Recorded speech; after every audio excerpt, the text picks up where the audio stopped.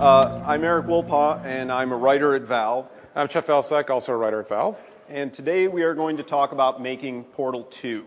And because we're going to talk about making Portal 2, I just want to be clear that there's going to be a lot of spoilers in the talk. So if you want to storm out, now would be a good time. Talk's going to be about 35 minutes long, and we want to leave some time at the end for Q&A. So here we go.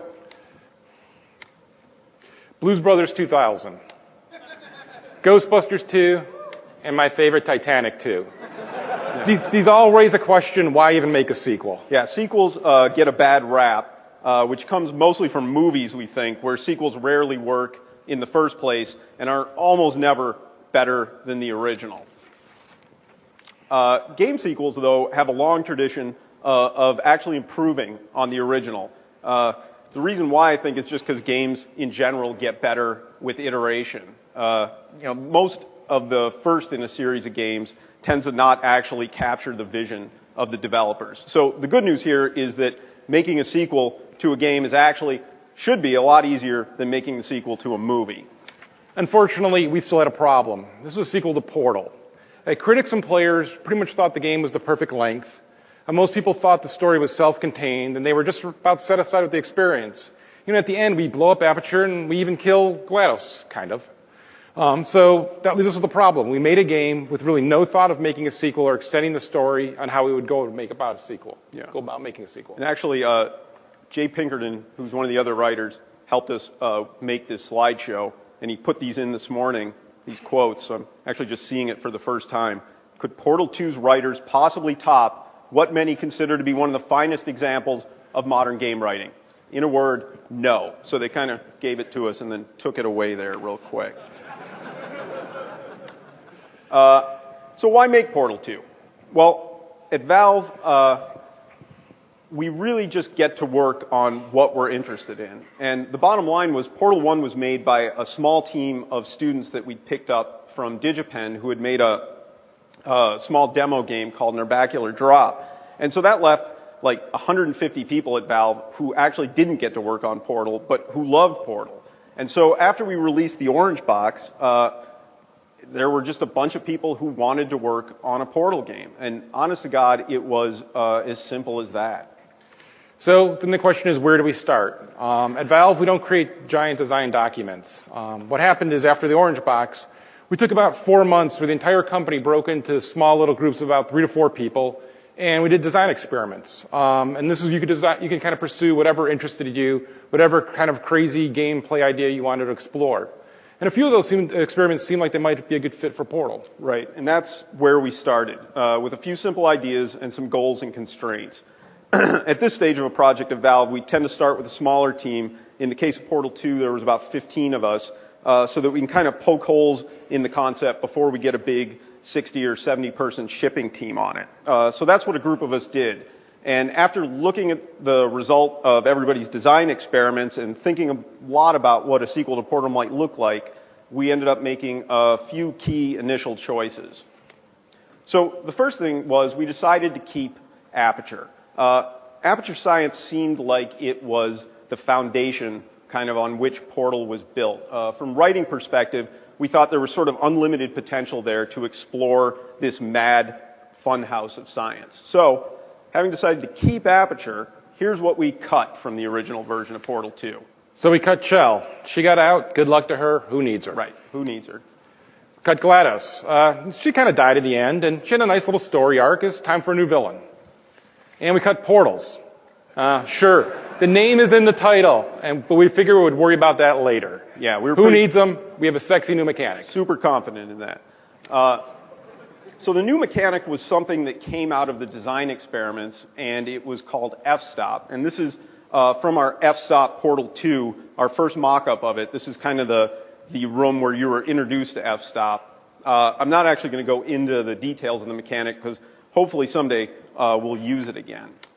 So in this version, we had a new antagonist, and that was Cave Johnson, who actually ended up showing up in Portal 2 for part of the experience. But in FSOP Portal 2, he was the whole show. He was the main character. And these are some concepts from when we were originally casting for him. Originally, he was going to be this southern billionaire, and he eventually kind of transmorgified into the Midwestern millionaire that appears in Portal 2.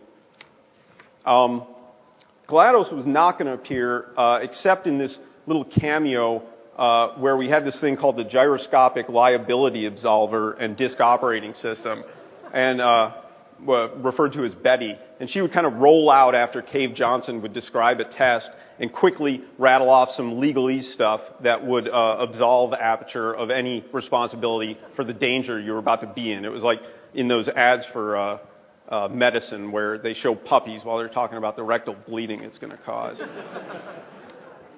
So this was also going to be a new era of Aperture that you hadn't seen before. It was all going to take place in the 1980s, about 20 years before the events of Portal 1. And it was all going to be about this robot uprising. You can kind of see these mannequins in the lower right-hand corner having a smoke break. And I found this picture. I don't know what it is. There's a giant chicken running through some offices. I'm not sure what that was all about. But anyway, so it was going to take place in the 80s, and you were going to get to see a whole new part of Aperture before it had actually been destroyed. So this is the very original, the opening sequence of that game, or of the FSOP portal. This is where you're waking up in that version of the relaxation vault, if it plays. There we go.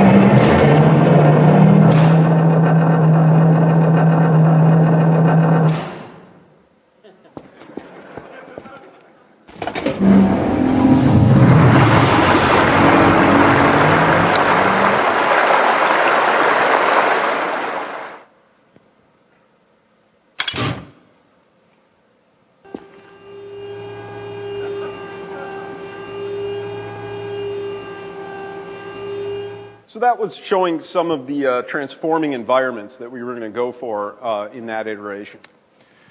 So after about 3 months of working on this, the team felt pretty good.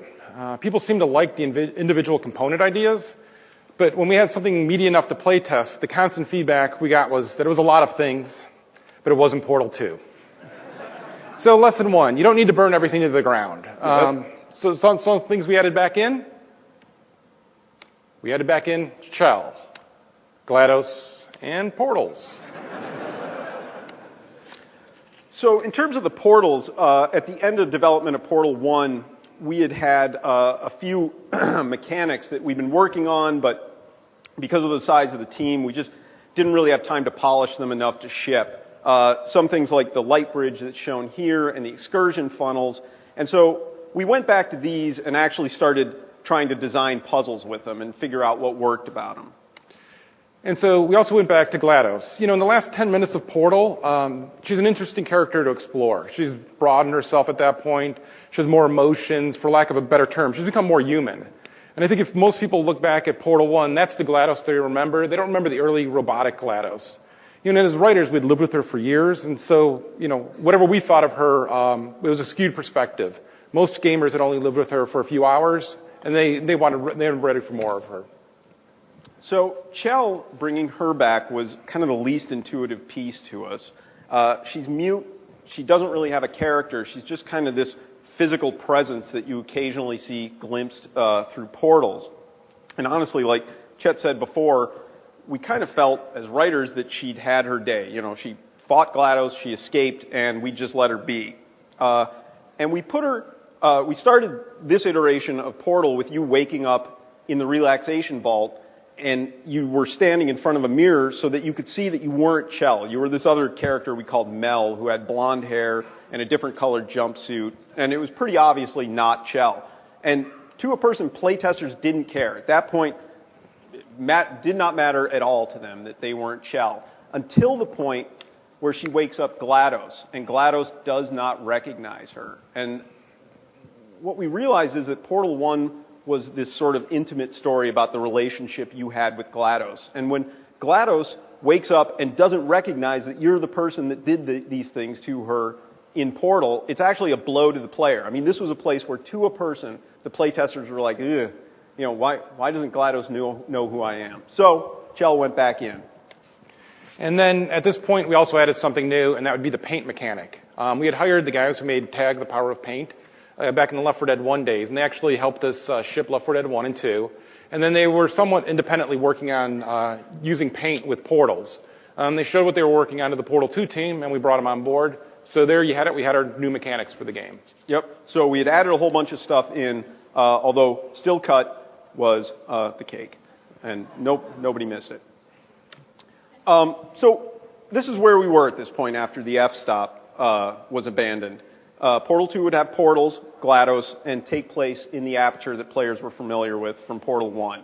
So here is the very first opening of that iteration of Portal 2. Activated.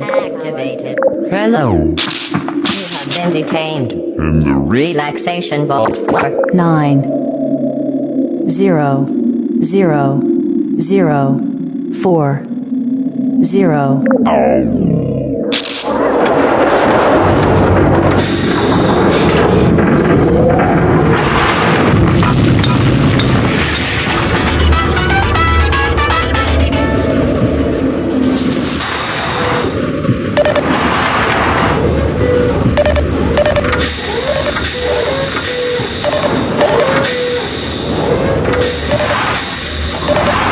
Sentry mode activated.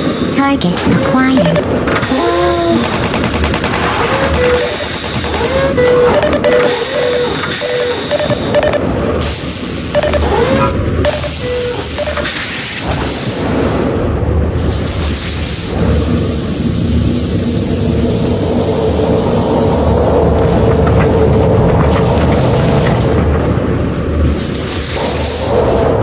Hey, what's going on over there? I don't see nothing. Why am I not surprised?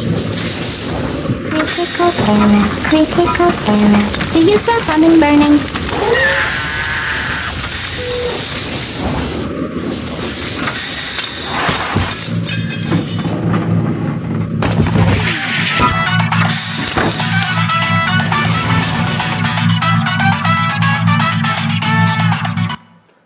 So we wanted to make a game for both new and returning players. We didn't want to force new players to play Portal 1 in order to understand what was going on. Unfortunately, Portal 1 was about 80% training arc. So the challenge we faced when we switched back to Portals was how to compress that and represent it in a way that new players would be up to speed on Portals, but that returning players would still have something interesting going on. So the good thing is we had some fresh eyes looking at Portal 1's puzzles, and we came up with some clever ways to kind of streamline and combine training. For instance, in its original form, this puzzle, what we call Portal Carousel, required players to wait for the portal to move around the room on its own schedule, and you could see often players wouldn't look at where the portal was coming up. It was just really hard for them to learn and slow to solve that puzzle. And then the new version of this puzzle, of the same map, allowed the players to control the pace by opening up the portal with a button. This not only made the puzzle faster to solve, but by letting players control the appearance of the puzzle, they actually helped understand the new mechanic. It seems pretty obvious, but it's a really big difference between the two.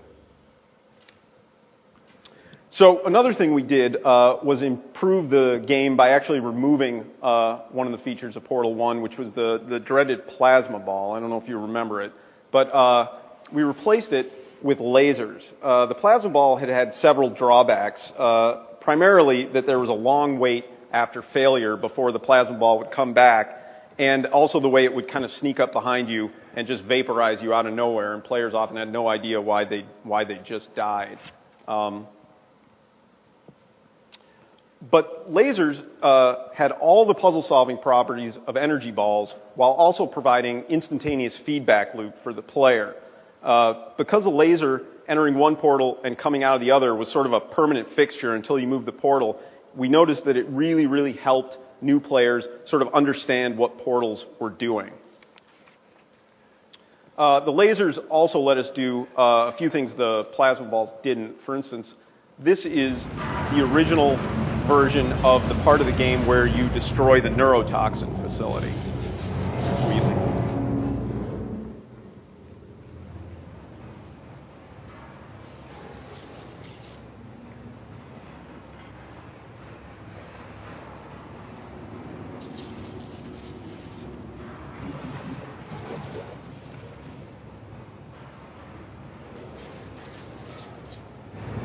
So that long, awkward part I just showed you was an accurate recreation of what players did when they went in that room. There's this kind of fundamental, axiomatic, physical principle of gamers that they will never look up at the ceiling. They only look straight ahead, which I guess we should have known. But so here is the actual solution to this puzzle.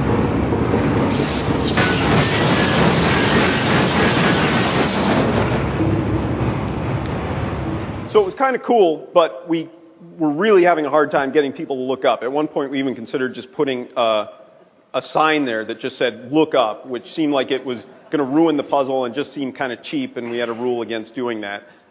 Having said that, we put a lot of time into making the implosion in that room look really cool, and when we discovered people were turning away, not looking at it, we actually did just put a sign in that says, in case of implosion, look directly at implosion. So I guess the design rule there is don't be a tight ass about your own rules. Just abandon them. All right, so while we tightened up the Portal 1 training arc, we still needed something more to entertain returning players. And some of what we did was merely cosmetic. For instance, here's the Portal 1 elevators. And then we can take a look at the Portal 2 elevators, and we'll see that somehow destroying Aperture Science gave us all new elevators with video screens around them that showed us cool little transition movies. I mean, there is no logical reason we have new elevators, but players never questioned it, never minded it. And so our thought always was, you don't need to be a slave to the original. If you're improving it, players won't care. And so then we also set the game in some unknown but long amount of time after Portal 1. So that this way the returning players, they see familiar spaces in an entering altered space, or in state. It also let them see their actions in Portal 1. They're the ones who blew up the base. They're the ones who caused all this plant overgrowth and destruction, and they got to witness it. And the altered environments wasn't quite enough to rehabilitate the old space, so we introduced a new character, Wheatley. He gave players an interesting companion, which was the final thing we needed to make the training feel fresh. Luckily, Wheatley solved a few other problems for us. Portal 1's story kind of sneaks up on you. Players aren't sure if it's funny at first. In fact, players don't even know there's a story until about 2/3 of the way through. It's a really good trick, but you can't do it twice. So for Portal 2, we need to do something new. And Wheatley really quickly helps establish the tone right off. It's a comedy. He comes in, you're laughing, it's okay to laugh. The rest of the game, it's okay for you to laugh. Wheatley also gives players a burst of exposition. And the cool thing here is new players, they get told what happened, and returning players are reminded of who they are, where they are, and what's happening. And for new players, he also restates the entire plot of Portal 1 and provides a brief glimpse into GLaDOS. And that way you also get to know that she's a big deal. And then finally, when you have this likable companion, he also actually lets us demonstrate something else to new players, and that's that GLaDOS is a threat by having her immediately kill him. And that's not a spoiler, because he's not actually dead, and that is the spoiler. So there was a lot of positive things with Wheatley, but he did cause some problems. The first problem was that we burned a lot of calories making sure you couldn't leave him behind.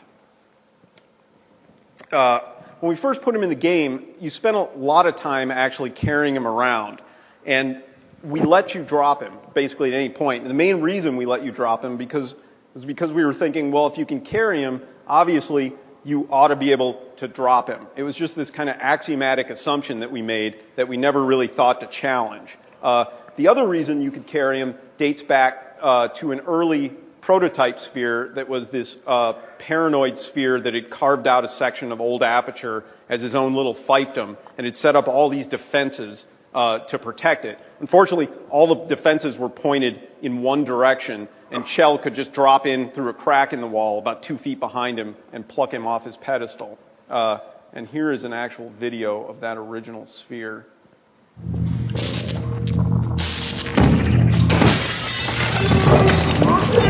My I think I'll just drop right in it. Boo, boo, boo. Yeah, well, I guess you won't be doing that, will you? Not here, you won't. Not on my watch. You can really count on that. Oh, yes. Oh, yes, indeed. I can reassure you of that. I'd love to see someone get in here. I'd dearly love to see that. I am absolutely just teetering on the precipice here, lady. Put me down or I will go mental and people will get hurt. Oh, fuck me. You monster! You're killing me! Put me down, because I doubt very much that you are prepared for the terrible consequences of me going mental, which I swear to God is this close to occurring right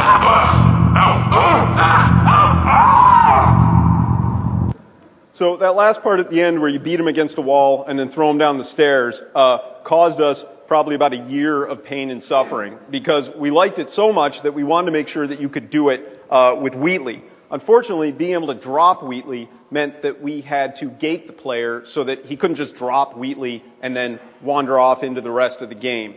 And those gates took the form of these doors that Wheatley would have to hack, and they were at regularly scheduled intervals, so you could only get about 20 feet ahead of Wheatley. Implementation-wise, it was a huge pain in the ass. And as the game progressed, the time that you spent with Wheatley off his rail was narrowed down to more or less what it is in the shipping game, which is after he jumps off his management rail and you don't catch him all the way up until the point where you put him in the elevator that leads up to GLaDOS. It's probably about 5 minutes in the shipping game. But having said that, this staircase in the GLaDOS wake-up room is actually only there because we wanted you to be able to throw Wheatley down it. So at some point, fairly late in development, we finally admitted how many problems dropping Wheatley was causing us, and we just decided during that part he was going to stick to your hands like glue. We put it in, and we assumed, because we built it so much up in our heads, that playtesters were just going to revolt, and they were going to be trying to throw him down and just be angry, and not a single playtester even cared that you couldn't drop him. None of them even tried. It was just another example of us having these kind of fundamental assumptions that we didn't think to question. The fact that you can't drop Wheatley, if you don't know you can drop Wheatley, nobody misses it. So our second problem with Wheatley rose out of temp audio. So this is Stephen Merchant, who voiced Wheatley, and his sessions happened and his VO came online like in the last year and a half of development. Before that, Wheatley's voice was provided by one of our animators, Richard Lord. This is the picture that Richard gave us when we asked him. So, actually gave us another picture of him on the toilet, so you're getting the better one. Richard is a super duper smart guy. He designs and animates all the iconographic animations that you see in the elevators and that were in some of our advertising. He's also got this kind of nice voice that people like to listen to. And you heard his voice in the clip of the Paranoid Sphere. So people liked his voice enough that when our first merchant session got delayed a month right before E3 where we debuted Portal, we decided, what the hell, we'll just play the Richard audio. And people liked it. And people liked it so much that when we finally got world-class comedic actor Stephen Merchant in there, there was this small but very vocal section of our fan base that was just livid, wanted Richard back. And at the end of the day, this is kind of a microcosm of the whole problem with sequels. You know, with nothing to compare it to, the first version of anything can pretty much stand alone. But once you put a replacement in there, there's going to be somebody who prefers it. It's kind of the law of sequels. You just can't win no matter what you do. Well, you can win, but it's sort of like you can't have a flawless victory. So our last problem was caused by Wheatley dying. So originally, GLaDOS crushed Wheatley right after she wakes up, and that was it. You didn't see Wheatley anymore. He was just dead and gone. And we thought that kind of finality let everyone understand just how evil GLaDOS was. This was back when GLaDOS was still going to be the main antagonist, but the problem was after Wheatley dies, you're going to meet 6 other Sphere personalities, each with their own personality. And as an example, this is one of the ones, this is some concept art for the somebody we called the Morgan Freeman Sphere. So he'd been sitting on that little pedestal for a few centuries, and he was just incredibly, incredibly wise, but only about the 20 by 20 space that he was trapped in. So as soon as you dragged him 22 feet out of the room, his mind was blown, and he was pretty much useless. Although, as the game progressed, he eventually got his feet under him and started delivering some homespun wisdom that all related back to this little 20 by 20 space that he'd been living in. So back to Wheatley dying. It certainly worked in the term of making people understand how evil GLaDOS was. They got that. But people missed Wheatley. And with GLaDOS now in the mix, and none of the other spheres really having enough time to bond with the player, we're missing something. Because even in a talkie game like Portal, you're still more or less writing in the margins. And so then our simple answer was, let's just kill Wheatley and then bring him back. We still get all the dramatic benefits of GLaDOS crushing them. Plus, we don't have to throw away all the precious time we'd spent building this relationship between the player and Wheatley. Even better, this led to a bunch of insight that we ought to make Wheatley the antagonist. Because again, before he was just dead and he wasn't going to be the antagonist, and now he's going to be the evil villain for the last half of the game. And a lot of good things flowed from that one assumption. It's another example where we try to solve a problem without questioning the core assumption, and that was not to kill Wheatley, and then what do we do? In this case, let's just kill him and bring him back, and then it's fine. Everything works in retrospect. Okay, and so now we've got a pretty good handle on the single-player game. This is rough, but generally working in terms of plot and structure, and most importantly for what we test is pacing and comprehension. Every play test, we bring people in, we talk about the pacing, comprehension, we make sure we have that nailed, that's working, that's flowing. And the co-op mechanic was working great on its own. Just the puzzles alone were totally fun. So we figured the co-op story was going to be a breeze. Smart thing on our part, we thought, we'd save it to the very end of development. Problem is we discovered there's a huge difference between telling the Portal 2 story versus the single-player story. Yeah, since we figured people would play the single-player first, we set the co-op story after the events a single-player game. And in this original co-op iteration, we actually thought we had a pretty good story going. So with Chell gone, GLaDOS is just prepared to test for eternity with the 2 co-op bots that we introduced in single-player. Unfortunately, though, she quickly discovers that none of the tests she's doing is providing any data, because without any human observer, the tests are always in this sort of Schrodinger's cat state of quantum uncertainty. Like in this picture, is the cat hanging in there, or is he not hanging in there? Who knows, until somebody looks at it.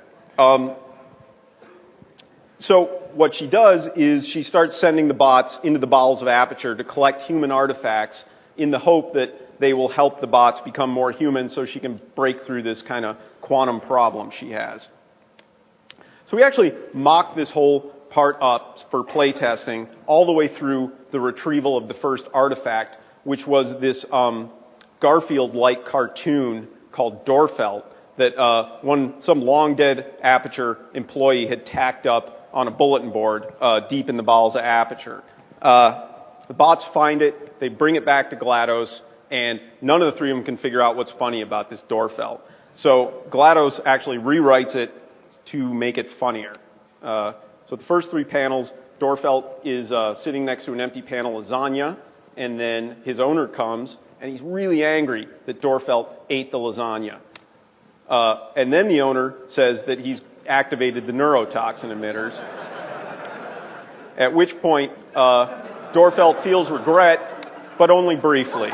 So, and just want to mention that Anthony Clark, who goes under the name of Nedroid, originally drew this for Jay and I, like in a day when we were trying to put this together. So thank you. So Nedroid. we had our comic, and we were pretty happy with this direction. But what we discovered as we play tested is there's some fundamental differences between the way the story was going to work for the single player versus the co-op. In single player, you have a captive audience. They will watch intently. They're fully in the moment, and they generally pay attention to the crafted experience. Co-op players, on the other hand, will interrupt your best material to ask each other what they had for dinner. So this means we had to simplify and change how we told the story. And so what we do is we actually repeat the main story points many times in short little bits. That way, if you miss one, you can get it the next time. And this is also different, though, from how we handled it in the Left 4 Dead series, because we do co-op there and we tell a story there, but there we know you're going to play the maps multiple times. Each playthrough, you can pick up another little bit of the story. For the co-op in Portal 2, we actually wanted you to get everything in the first pass, so that was the difference there. And the mystery GLaDOS presents is simple. And if you're paying attention, it's pretty obvious, but it's co-op. So it's the fun of going through with your partner. You're making up your own stories. You're going along towards the next human genocide. But there's also one other major difference between single player and co-op players that was not obvious till we started play testing. And that's during testing of both parts of our game, we actually have people sit in a room. They're separated. And we have a camera on the game that they're playing, but we also have cameras looking at their faces so we can see their reactions. So this is a photo I grabbed off that system of a player actually playing the single player part of Portal 1. And this is what they look like during the entire part. He's probably watching the funniest section of Portal 2 right now. You can see he's completely stoic and unsmiling. There's no hint that he's enjoying it at all. But when you debrief him afterwards, they're like, that was great. It was super funny. But again, in the moment, they're just staring at the screen, solving puzzles, looking incredibly angry. So there's this strange thing that happens in co-op. We have people in separate rooms again. They can't see each other. We sometimes test them with no microphones, so they couldn't talk to each other. There's no way they could communicate with each other, and yet they laughed, they smiled, they joked, right? They had all these regular things you have when you're next to someone, right? All these regular social norms, they carried through into the game, even though they didn't have the communication, and the other person couldn't see their face, smiling or laughing. So this is an important takeaway from anyone out there writing a game. If you're going to do a comedy game, make it co-op. Because otherwise you're going to have years of misery and self-doubt as you watch playtesters. It's awful. It's the darkest thing you can possibly do. So just real quick, we also tried a competitive multiplayer mode, which we put together over the space of a month or two, and it was kind of a mix between the old Amiga game, Speedball, and Portal, except with none of the good parts of either of those two things. It was super chaotic, difficult to tell what was going on, and no fun. So the only real good news about this part was that we cut it pretty quickly, and we're able to use those resources to develop co-op a little bit more. All right, so in this point in development, we've got this co-op story set. We're on our way with that. We have most of the single-player story set. We just have one major problem. We have no ending to the single-player story. And we had the same struggle when we were making Portal 1. The ending didn't come to really, really late, and that turned out to be one of the highlights of the game. So we had that going for us, but still, at this point, we had no ending. We did have some things that we knew, though. We knew you were going to have to confront Wheatley. We knew you were going to have to remove him from the GLaDOS chassis. We knew he was going to have to get some sort of comeuppance for causing you all that trouble. And something we knew from Portal 1 was that this final puzzle shouldn't be particularly difficult. This should not be the most difficult puzzle in the game because long, thoughtful puzzle solving is completely not climactic. So, with that knowledge, we were able to at least start designing the final battle and start iterating on that, and that was coming together great. What was missing was any sort of story part to that, which was bad for Jay and Chet and I. And this is a early version of the solution we initially came up with, and it's a slightly different version of the end chamber. You'll recognize some things, but I'll just play it through. Core, are you ready to start the procedure? Corrupted Core, are you ready to start the procedure? Stalemate detected. Transfer procedure cannot continue. Unless a stalemate associate is present and can press the stalemate resolution button. Press button to replace core.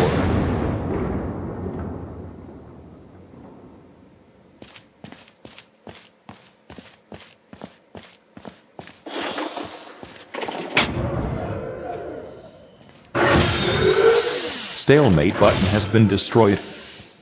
Transfer procedure cannot continue. Unless a stalemate associate can say the word yes. Stalemate associate, do you wish to start a transfer?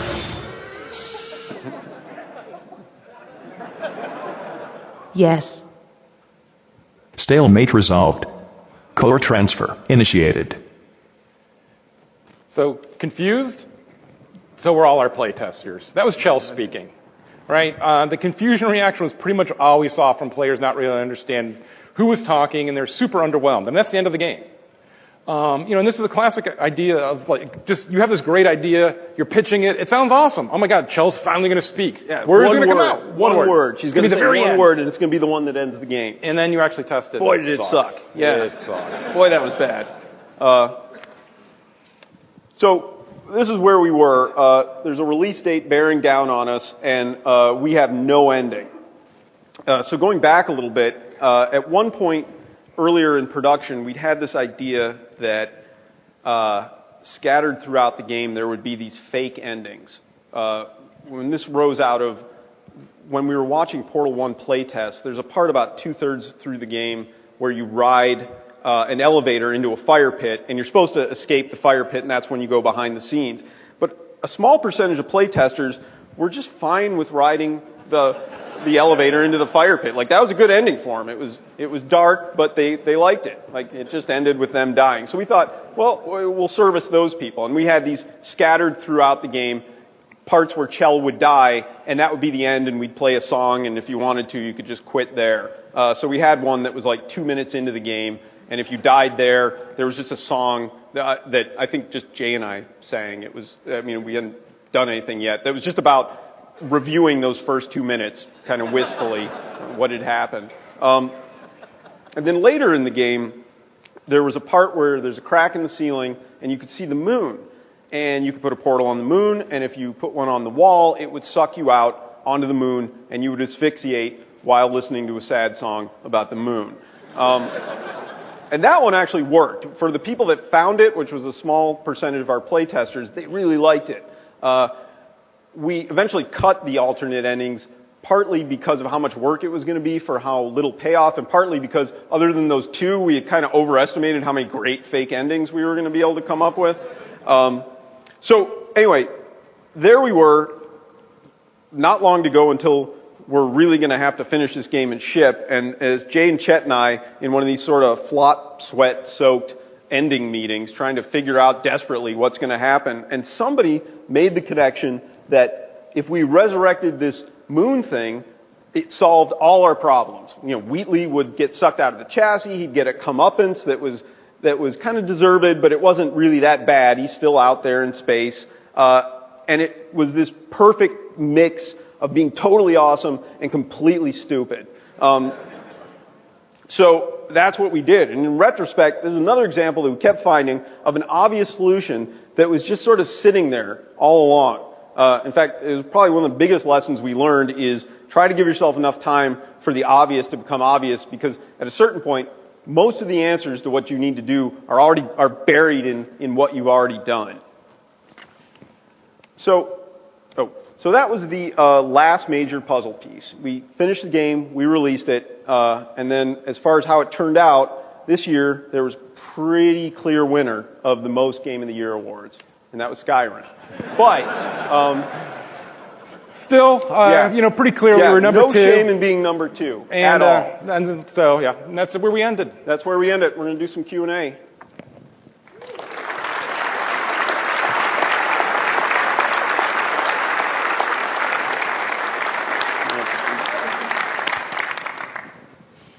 So I don't know how really Q&A know how this works. works. Yeah. So, no questions. Good, we can leave. I could ask a question. Oh, damn.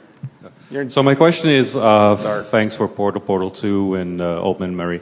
Now, could you say a bit about the role of the writer at Valve, of writers in general? Yeah. Part of it is we use the title writer because we need to have a title on our business cards, and that's what people ask. But everyone at Valve has a lot of different roles, and so it really depends on what's going on. As writers, obviously we're writing the story, we're writing reloading, and all the things that need to be in the game. But it's a really collaborative effort at Valve, so everybody weighs in on the writing, and we weigh in on everything else.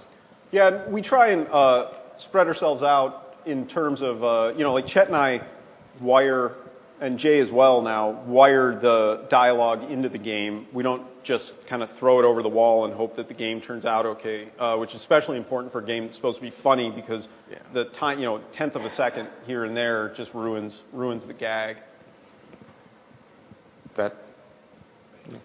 Kind of following up on that, a lot of what made the first Portal special was how well your voice actress understood the material. And there was a real sense of a relationship there. You also took huge strides in Portal 2 by working with J.K. Simmons and Stephen Merchant. Can you talk some about the casting process and the recording process of working with them? Sure. Is that Tom Chick? Yes, it is. No, hey, Tom. Originally, we had cast an actor named Richard Ayoade, who is from the IT crowd, and Garth Marenghi. And we were actually having some trouble getting our schedules right, which is when we eventually switched to Stephen Merchant. And we honestly, Jay and I did not think he would do it because we assumed he was just so wealthy from owning half the office or however much he owns. But we sent him a packet of materials, and he said okay. And we had actually been writing with sort of Stephen Merchant's voice in our head, more so even than Richard Ayoade's. So it ended up being a good fit. And with J.K. Simmons, I think we just always sort of pictured his voice whenever we heard Cave Johnson when we were writing lines. And again, we asked him. It's amazing when you call up an actor's agent, they're more or less willing to do it. And it tends not to be, it's less expensive than you think. I mean, I don't know if it's that way with every actor, but with character actors, they want to work. It's an easy gig for an actor. They don't have to get dressed up. They don't have to go in makeup. They show up for 4 hours and do their work. Stephen Merchant, actually, we did 4.5 sessions with, including the first one where we had to go to London. The rest of them we did ISDN from Seattle. But so we have about 16.5 hours of Stephen Merchant doing stuff. And J.K. Simmons, basically, he read the stuff and nailed it the first time. Stephen Merchant, we kind of let him just, with 16 hours, we let him just sort of mess around with the lines. And he did a lot of improvisation, some of which we used or some of which we would edit together to make a coherent thought after the fact. Yeah, there's definitely something nice about having actors that you know their voice, that you could write to it directly instead of a lot of times we'll cast people and you find out they can't say anyone, they can only say anybody, or every actor has some weird hang up. You can listen enough of their body of work that you can kind of understand what they can do. I won't name it. We had an actor where this is not the world's greatest line, and we stole it from Aliens, but clearly, we just wanted him to say, "Stay frosty." Like, stay frosty. Stay frosty. And for some reason, he thought he was telling a dog to say it. Could not read. It's like, stay frosty. Stay frosty. And we're like, no, it's like, stay frosty. He's like, oh, I get it. Stay frosty. So, it's probably just as well that we didn't ship a line from Aliens, but. Yeah. But the other great thing about Stephen Merchant is he speaks so fast. And for a character that's delivering a lot of exposition, that's amazingly awesome. And he speaks fast and clearly. And he really threw himself into it. I don't think he plays a lot of games, and I don't know that he's played Portal 2, but he cared a lot about what was happening. It was terrifying because we didn't have him audition. Like, we were just giving him some money to do it, and we're flying to London, Jay and I, after making this big decision. And if he had sucked or not cared because he was going to build a new deck on his house, we were super screwed. But he, from minute 2 of the session, he was asking questions. He really knocked it out of the park. And then also Ellen McLean, who does GLaDOS, we just record with every couple of weeks, whatever we need. She has a handle on that character. And that's all I have to say about that. You guys have to fight it out who goes. I don't know how this works. This is a question about your anecdote of the testers, the single-player testers being very frosty and the multiplayer testers being very animated. Do you know if the multiplayer play testers were actually enjoying the experience more, or were they just emoting about it more? At the end of the play test, when we would have them talk about highs and lows and that kind of thing, they seemed equal. It seemed exactly on par or equal. We'd started separating them from, so way back when I think it first started at Valve, we would actually sit in the room with the playtesters, but then they would perform because they had an audience, and so that's why we would move them to the isolated booths. And the feedback would have been the same for either, the single player or the co-op. They were both both having a good time.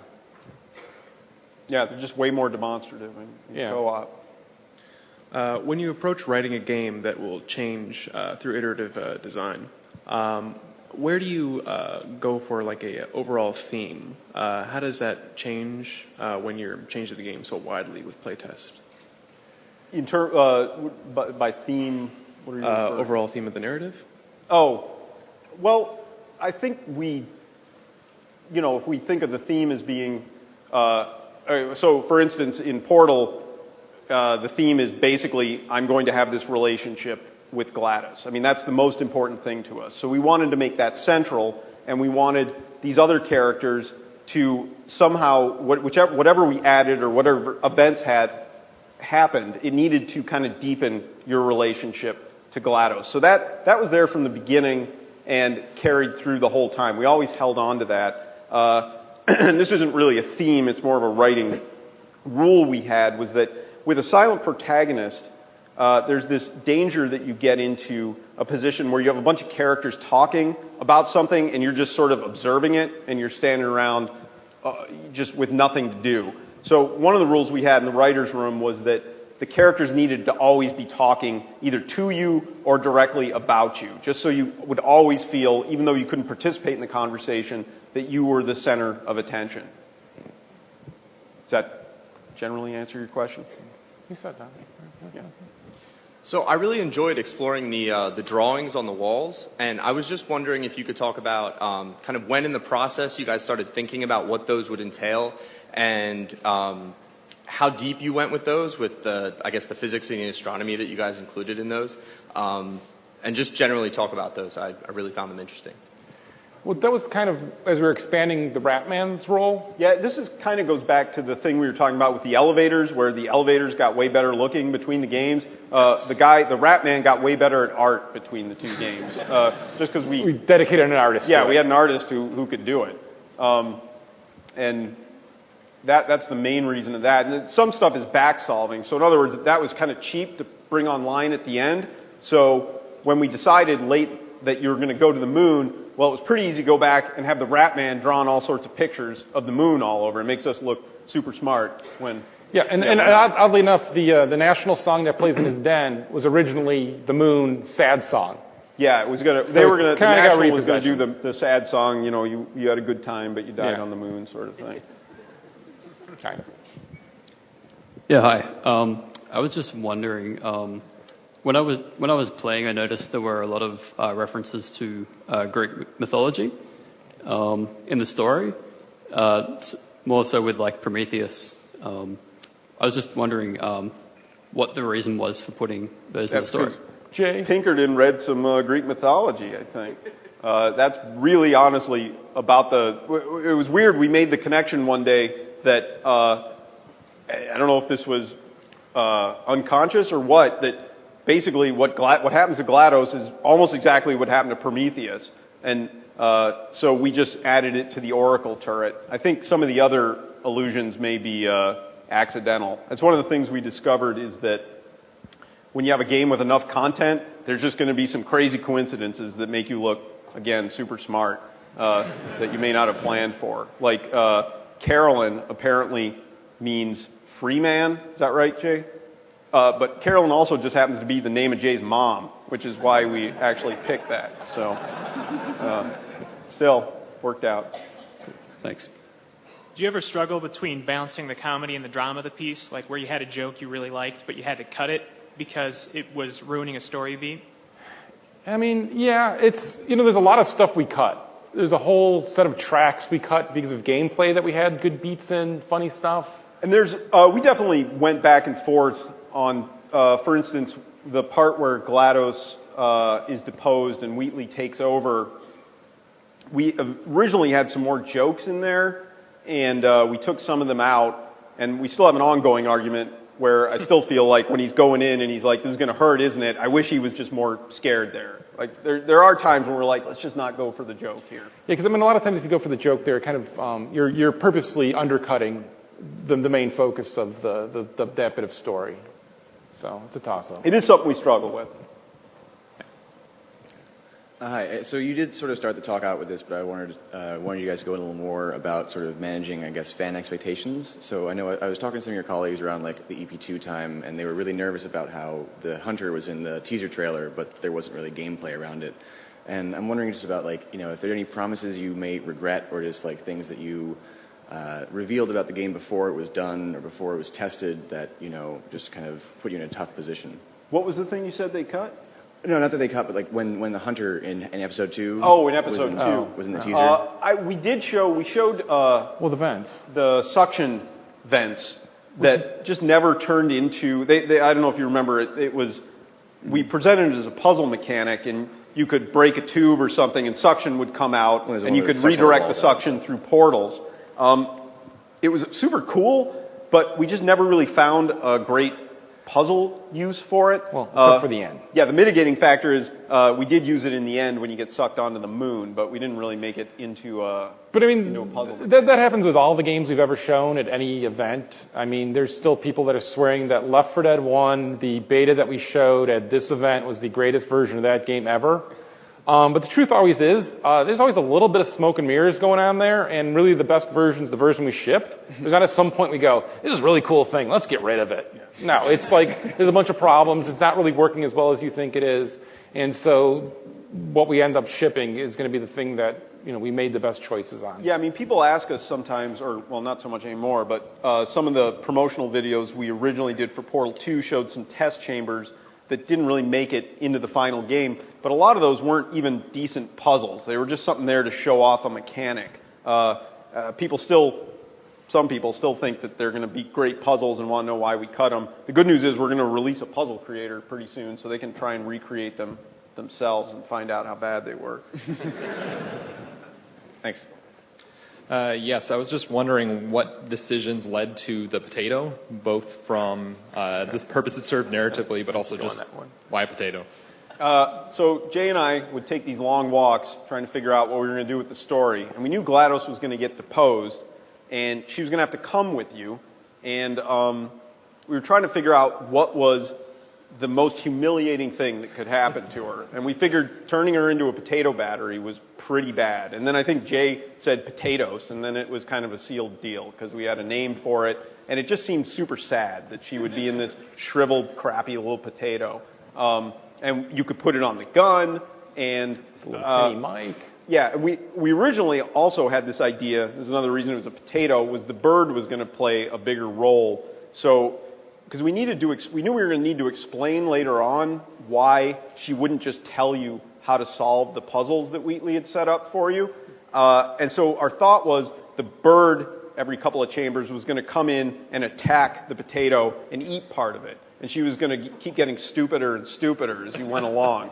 There was a couple problems with that in that we didn't want her to get stupider. That was funnier when we said it than when we actually tried to write it. And then it also turns out that it's actually a big honking deal to get a bird to fly in and attack your view model. And so people were like, are you sure this is going to be a lot of work? But it was good because it actually just drove us to the much simpler solution, which is they've got this hardwired thing that if they try and tell you the answer to the puzzle, they have this physical, pain reaction to it, which was just a way easier solution. And the bird was in there plenty still. Thanks. Did all those hours spent watching testers test ever make you feel like GLaDOS? Yeah, it is.